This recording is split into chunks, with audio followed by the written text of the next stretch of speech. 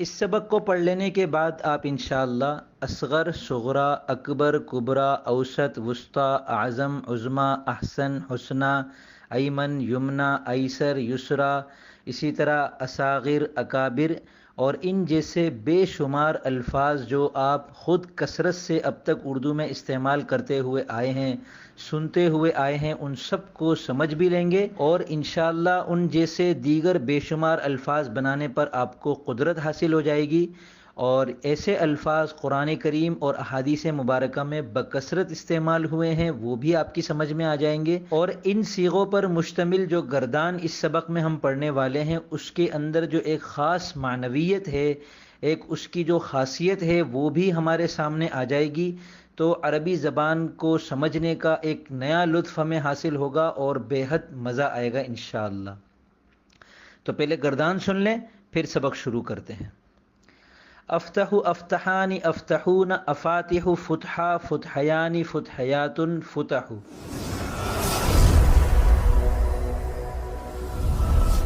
بسم اللہ الرحمن الرحیم۔ السلام علیکم ورحمۃ اللہ وبرکاتہ۔ میں محمد اسامہ سرسری آپ کی خدمت میں حاضر ہوں۔ علم الصرف کورس چل رہا ہے، اور جیسا کہ عرض کیا تھا کہ 65 گردانوں کا ایک باب ہوتا ہے، تو ہم نے پہلے باب یعنی فتح یفتح کی 65 گردانوں میں سے 64 گردانیں الحمدللہ پڑھ لی ہیں، اور آج کے اس سبق میں ہم آخری گردان کو پڑھیں گے، اس کے بعد ہمارا ایک باب مکمل ہو جائے گا، اور 65 گردانوں پر ہم انشاءاللہ انہیں سمجھنے پر، انہیں بولنے پر، انہیں لکھنے پر مکمل طور پر قادر ہو جائیں گے۔ اگر آپ نے گزشتہ اسباق کا کام نہیں کیا تو وہ کام کر لیں، ان اسباق کو سمجھا نہیں ہے تو ان ویڈیوز کو دوبارہ دیکھ لیں، اوپر آئی بٹن پر لنک آ رہا ہوگا، اس پر کلک کریں، آپ کے سامنے تمام اسباق آ جائیں گے گزشتہ، ان سب کو پڑھ لیں، کیونکہ یہ 65 گردانیں ایسی ہیں کہ اگر آپ نے ان کو اچھی طرح سمجھ لیا تو آپ کو علم الصرف میں مہارت حاصل ہو جائے گی، اور آگے ابواب کو سمجھنا آپ کے لیے آسان ہو جائے گا، پھر ہفت اقسام کو سمجھنا اور زیادہ آسان ہو جائے گا۔ اگر ان 65 گردانوں پر آپ نے عبور حاصل نہیں کیا تو معذرت کے ساتھ آپ کو آئندہ جو اسباق آئیں گے ان میں محنت آپ کی ضائع جائے گی، آپ کو بہت مشکل لگے گا، اور یہی وجہ ہے کہ ہر سبق میں تاکید کے ساتھ یہ کہا جاتا رہا ہے کہ آپ کو صرف سمجھنا کافی نہیں ہوگا، رٹا لگانا پڑے گا۔ اگر آپ نے نہیں لگایا تو براہ کرم پہلے رٹا لگا لیں گزشتہ تمام اسباق میں پیش کی جانے والی گردانوں کا، اور اس کے بعد پھر آگے بڑھیے گا۔ اس سبق میں ہم جو گردان پڑھیں گے وہ ان 65 گردانوں میں سے آخری گردان ہے، اور اس کا نام ہے اسم تفضیل۔ تفضیل کا مطلب ہے کسی کو کسی پر فضیلت دینا اور فوقیت دینا۔ جب ہم کسی کے بارے میں کوئی صفت ظاہر کرتے ہیں کہ فلانے میں فلاں صفت ہے، تو بسا اوقات ہمیں ضرورت پڑتی ہے دو چیزوں میں یا دو سے زیادہ میں تقابل کرنے کی۔ ہم کسی کے اندر بنسبت کسی اور کے اس صفت کو زیادہ ظاہر کرنا چاہتے ہیں، تو اس کے لیے ہم اسم تفضیل کا سہارا لیتے ہیں۔ مثال کے طور پر ہم فارسی میں کیا کرتے ہیں، اور اسی سے پھر ہم اردو میں بھی وہی طریقہ اختیار کرتے ہیں۔ ہم فارسی میں کسی کے بارے میں جب کہتے ہیں کہ فلاں عظیم ہے، تو اگر وہاں دو ہوں اور دو میں سے ایک کو دوسرے سے نسبتاً زیادہ عظیم کہنا ہو تو ہم کہیں گے یہ عظیم ہے اور یہ عظیم تر ہے۔ اگر دو حسین ہیں اور ان میں سے ایک نسبتاً زیادہ حسین ہے تو ہم کہیں گے یہ حسین ہے اور یہ حسین تر ہے۔ یہ فہیم ہے یعنی سمجھدار ہے، اور یہ دوسرا جو ہے اس سے زیادہ سمجھدار ہے، تو اس کے لیے ہم کہیں گے فہیم تر۔ اس کے ساتھ ایک چیز کا ہم یوں اضافہ کرتے ہیں، جب کسی کو تمام لوگوں پر فوقیت دینی ہو تو ہم پھر آخر میں ترین کا اضافہ کر کے کہتے ہیں یہ ذہین ترین ہے، یہ حسین ترین ہے۔ تو ذہین ترین اور حسین ترین کا مطلب ہے سب سے زیادہ ذہین اور سب سے زیادہ حسین، عظیم ترین، سب سے زیادہ عظیم۔ تو یہ تھا فارسی کا اسلوب، یعنی آگے تر یا ترین کا اضافہ کرنا۔ عربی زبان میں تر اور ترین کے بجائے اسم تفضیل کا استعمال کیا جاتا ہے، اور اس کا طریقہ یہ ہوتا ہے کہ افعل کے وزن پر پہلا صیغہ بنایا جاتا ہے جو کہ واحد اور مذکر کے لیے ہوتا ہے۔ مثلا ایک حسین ہے اور ایک اس سے زیادہ حسین ہے، تو ہم کہیں گے ھذا حسین، یہ حسین ہے، وھذا احسن، یہ زیادہ حسین ہے، یعنی اس سے زیادہ حسین ہے۔ اور اگر ہمیں یہ کہنا ہو کہ یہ سب سے زیادہ حسین ہے تب بھی ہم کہیں گے ھذا احسن. تو اس میں تفضیل کا جو صیغہ ہے افعل کے وزن پر جو آتا ہے یہ تر اور ترین دونوں معنی کے لیے آتا ہے، یعنی کچھ لوگوں کی بنسبت یا تمام لوگوں کی بنسبت. اب ہم نماز کے شروع میں کہتے ہیں اللہ اکبر، تو اس اکبر کا مطلب ہے یہ کبیر کی بنسبت ہے. کبیر کے معنی ہے بڑا اور اکبر کے معنی ہے زیادہ بڑا. اور جب ہم کہتے ہیں اللہ اکبر تو اس کا مطلب ہوتا ہے اللہ سب سے بڑا ہے، یعنی یہاں پھر ہم کبیر ترین والے معنی مراد لیتے ہیں. تو اب مثال کے طور پر ہمارے فقہ میں 4 ائمہ ہیں، امام ابو حنیفہ، امام شافعی، امام مالک، امام احمد رحمہم اللہ. تو ان میں سے جن کو ہم زیادہ بڑے امام کہتے ہیں تو ہم ان کے لیے کہتے ہیں امام اعظم.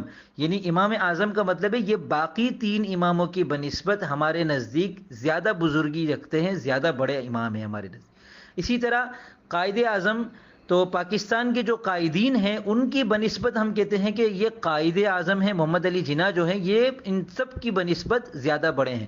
یہ مطلب نہیں ہوتا کہ قائد اعظم کے سب سے بڑے قائد ہیں، کیونکہ قائد اعظم ہمارے لیے سرکار دو عالم صلی اللہ علیہ وسلم ہے، امام اعظم بھی ہمارے لیے سرکار دو عالم صلی اللہ علیہ وسلم ہے. کیونکہ وہ سب سے بڑے امام ہیں. تو کہنے کا مقصد یہ ہے کہ افعال کا جو وزن ہے وہ نسبتاً بڑے کے لیے بھی آتا ہے اور سب سے زیادہ بڑے کے لیے بھی یہی وزن آتا ہے. تو یہ واحد مذکر کے لیے افعال کے وزن پر آتا ہے، جس کو ہم فتح یفتح سے کہیں گے افتح، نسبتاً زیادہ کھولنے والا یا سب سے زیادہ کھولنے والا. تو اس کا جو بغیر تفضیل والا صیغہ تھا وہ اس میں فاعل کا ہے فاتحن. فاتحن کا مطلب ہے کھولنے والا، فتح کرنے والا. اگر 2 بادشاہ ہوں، ایک نے 2 ملک فتح کیے اور ایک نے 3، 4 یا 5 ملک فتح کیے ہیں تو دونوں فاتح ہیں، مگر جس نے کم ملک فتح کیے ہیں ہم اس کے بارے میں کہیں گے ھذا فاتحن، اور جس نے زیادہ ملک فتح کیے ہیں ہم اس کے بارے میں کہیں گے ھذا افتح، کہ یہ اس سے بھی زیادہ فاتح ہے. اور جس نے سب سے زیادہ فتوحات کی ہو تو ہم اس کے بارے میں کہیں گے وَهَذَا أَفْتَحُ، اور یہ تو سب سے بڑا فاتح ہے. تو افتح کو اب بنسبت کے معنی میں لے رہے ہیں یا سب سے زیادہ کے معنی میں لے رہے ہیں، یہ سیاق و سباق سے پتہ چلتا ہے کہ بات کس معنی میں کی جا رہی ہے، کس سیاق و سباق میں کی جا رہی ہے، کس پس منظر میں بات کی جا رہی ہے، اس کے مطابق پھر معنی مراد لیا جاتا ہے. تو اب اس کی گردان دیکھ لیں. افتح پہلا صیغہ ہے، پھر اس کی جب ہم تثنیہ بناتے ہیں افتحانی، تو تثنیہ کا تو وہی قاعدہ ہے، آخر میں الف اور نون مکسور کا اضافہ کر دیا جائے تو یہ 2 کے لیے ہو جائے گا اور ہے مذکر کا صیغہ. اسی طرح اس کی جمع کا صیغہ بنے گا افتحونا، جو کہ جمع مذکر سالم کی طرح ہے. جس طرح فاتحن کی جمع ہم نے فاتحونا بنائی تھی، اسی طرح افتحو کی جمع بھی افتحونا. پھر اس کا جو مؤنث کا صیغہ ہے وہ ہے فتحا. اب فتحہ کیسے بنا؟ اس میں فا، تا، ہا اور ہا کو سامنے رکھ کر دیکھ لیں کہ یعنی فا کلمے پر ہم نے پیش لگایا اور عین کلمے کو ہم نے ساکن کیا اور لام کلمے پر ہم نے کھڑی زبر کا اضافہ کر کے آگے یا کا اضافہ کر دیا، یا دوسرے لفظوں میں پڑھنے کے اعتبار سے ہم نے لام کلمے پر زبر لگایا اور آگے الف کا اضافہ کر دیا، جس کو لکھنے میں یوں لکھتے ہیں کہ لام کلمے پر کھڑی زبر لگاتے ہیں اور آگے چھوٹی یہ کا اضافہ کر دیتے ہیں. تو یہ اردو میں بے شمار استعمال ہوتے ہیں. جیسے اصغر ہے تو اس کی تانیث ہے صغرا، اکبر ہے تو اس کی تانیث ہے کبرا، اوسط ہے تو اس کی تانیث ہے وسطی، اعظم ہے تو اس کی تانیث ہے عظما، احسن ہے تو اس کی تانیث ہے حسنا. اسماء حسنہ میں استعمال ہوتا ہے. ایمن کی تانیث یمنا بھی استعمال ہوتا ہے. ایسر کی تانیث یسرا استعمال ہوتا ہے. تو یہ سارے الفاظ اب تک جو ہم استعمال کرتے آ رہے تھے، آج اس گردان کو سمجھ لینے کے بعد ہمیں پتہ چل گیا کہ یہ مذکر ہے اور یہ مؤنث ہے اور یہ اس میں تفضیل ہے، اور اس کے ترجمے کے اندر یا تو نسبتاً زیادہ والے معنی آتے ہیں یا سب سے زیادہ والے معنی آتے ہیں. جب سب سے زیادہ والے معنی آ رہے ہوں تو پھر اس میں ہم آگے محذوف عبارت نکالتے ہیں من کل شیء. اللہ اکبر ہم کہتے ہیں ای اللہ اکبر من کل شیء. ای کا مطلب ہے یعنی اللہ تعالیٰ ہر چیز سے بڑے ہیں، اللہ سب سے بڑے ہیں. پھر یہ فتحہ کی جب ہم تثنیہ بنائیں گے تو آگے اس کے جو آخر میں یا ہے اس کے اوپر کھڑا زبر تھا، اس کو ہم زبر سے تبدیل کر کے آگے الف اور نون مکسور کا اضافہ کر کے ہم کہیں گے فتحیانی. اور پھر اس کے بعد جمع کے لیے فتحیاتن، جس طرح ہم نے فاعلاتن فاتحاتن جمع مؤنث سالم کا جو وزن ہے اس کے مطابق بنایا تھا۔ جمع مؤنث کے لیے اس میں ایک وزن اور بھی استعمال ہوتا ہے جو بکثرت استعمال ہوتا ہے، فتحو، فا کے اوپر پیش، تا کے اوپر زبر اور لام کلمے پر پیش۔ اور یہ لام کلمے کا جو پیش ہے ہا کا، یہ کبھی عامل کے اعتبار سے زبر بھی ہو سکتا ہے، زیر بھی ہو سکتا ہے، پیش بھی ہو سکتا ہے، لیکن فا کلمے پر اس کے ہمیشہ پیش رہے گا اور عین کلمے پر ہمیشہ زبر رہے گا۔ اب یہ گردان روانی سے یوں پڑھیں گے ہم، افتح افتحان افتحون افاتح فتحا فتحیان فتحیات فتح۔ تو یہاں جمع مذکر کے اندر ایک صیغہ اور تھا جو ابھی بتانے سے رہ گیا، وہ ہے افاتح۔ افاتح یہ وہی ہے جیسے میں نے عرض کیا تھا کہ چار کی جو جمع آتی ہے، جو چار حروف ہوتے ہیں ان کی جمع آتی ہے افاعل، فعالل، مفاعل، فواعل کے وزن پر۔ جس طرح ہم نے اس میں ظرف میں مفعل کی جمع مفاعل بنائی تھی، اس میں اعلیٰ میں مفعل اور مفعلتن کی جمع مفاعل بنائی تھی، اسی طرح اس میں تفضیل میں افعل کی جمع افاعل بناتے ہیں۔ یہ جمع منتہی الجموع ہے جس کو ہم نے علم النحو میں پڑھا تھا کہ اس وزن پر جو بھی لفظ آتا ہے وہ غیر منصرف ہوتا ہے۔ تو اس کی ایک جمع افتحونا اور ایک جمع افاتحو، دو جمع مذکر ہیں اور ایک جمع مؤنث فتحیاتن اور ایک فتحو، تو جو دو جمع مؤنث کے لفظ ہیں، دو جمع مذکر کے لفظ ہیں۔ اسی طرح اگر اصغر سے یہ گردان ہم کہنا چاہیں تو ہم کہیں گے اصغر اصغران اصغرون اساغر، صغرا صغریان صغریات صغر۔ اکبر سے ہم یہ گردان اس طرح کہیں گے اکبر اکبران اکبرون اکابر، کبرا کبریان کبریات کبر۔ یہاں دیکھیں ہم نے اسم اعلیٰ کی جو گردان کے نام یاد کیے تھے ان میں بھی ہم نے صغرا، کبرا اور وسطیٰ کو استعمال کیا تھا۔ اسم اعلیٰ صغرا مفعل، اسم اعلیٰ وسطیٰ مفعلتن اور اسم اعلیٰ کبرا مفعال۔ تو یہ صغرا، کبرا اور وسطیٰ اسم تفضیل کے صیغے تھے جو ہم نے وہاں ان کے ناموں میں استعمال کیے تھے۔ تو امید کرتا ہوں اس سبق میں جو اس میں تفضیل ہم نے پڑھا وہ آپ کی سمجھ میں اچھی طرح آ گیا ہوگا۔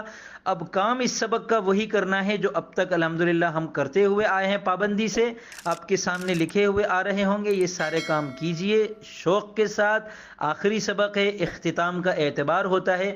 آخری سبق اس کورس کا نہیں، 65 گردانوں کی آخری گردان ہے، تو ان سارے کاموں کو کیجئے۔ نیچے یوٹیوب کے کمنٹ میں مجھے لکھ کر دکھائیں، اور اگر پرائیویٹ کورس کر رہے ہیں تو مجھے واٹس ایپ پر مجھے یہ کام کر کے دکھائیں، گردان وہاں پڑھ کر سنائیں تاکہ مجھے پتہ چل جائے کہ آپ محنت کر رہے ہیں اور آپ کی محنت صحیح رخ پر ہے یا غلط رخ پر ہے۔ پھر انشاءاللہ وہاں میں آپ کی مکمل رہنمائی کروں گا۔ اب انشاءاللہ آئندہ ہم اگلے ابواب کی طرف بڑھیں گے، پھر اس کے اندر مجرد کے مزید ابواب ہیں، جو فتح یفتح ایک باب تھا تو اس کے دیگر ابواب ہیں، نصر ینصر، ضرب یضرب، سمع یسمع، کرم یکرم، حسب یحسب۔ تو یہ مجرد کے ابواب ہم اس کے بعد انشاءاللہ دیکھیں گے۔ پھر ان کے بعد مزید فی کے ابواب ہیں، پھر اس کے بعد رباعی کے ابواب ہیں، پھر ملحق برباعی کے ابواب ہیں۔ تو یوں یہ 44 ابواب انشاءاللہ ہم اس کے بعد پڑھیں گے۔